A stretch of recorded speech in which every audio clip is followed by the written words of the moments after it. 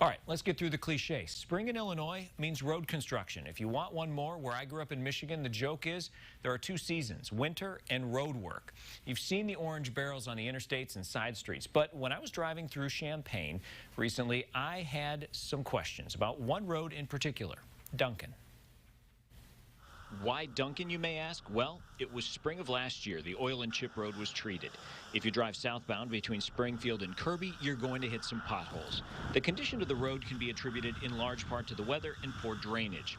The city doesn't intend to do major work there for another 2 years. At some point, we'll have to start making repairs, or stretching it out there a little bit more, if you will, of just resurfacing or now we're going to go in, instead of just resurfacing, we're going to grind up what's there and put something better down.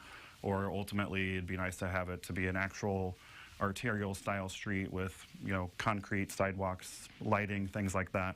Duncan competes with every other road in the city when it comes to repairs. Champaign works with an engineering firm, and roads are scored on a scale of 0 to 100.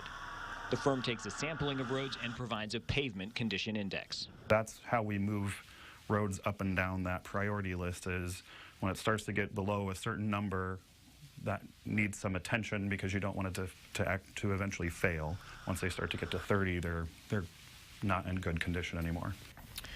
Now, Champaign, like every other community across the state, is optimistic about a capital bill coming from Springfield, but that only makes a dent in the actual work that needs to be done. Kester says to make every street in the city what's considered a complete street with concrete bike lanes and proper lighting, it would take hundreds of millions of dollars. Meantime, if you're wondering where Champaign gets money to fix the roads, about $2 million a year comes from the state motor fuel tax, $1.55 million comes from the federal government, $1.4 million comes from the local motor fuel tax, and 2% of the hotel motel tax is set aside for repairing arterial streets.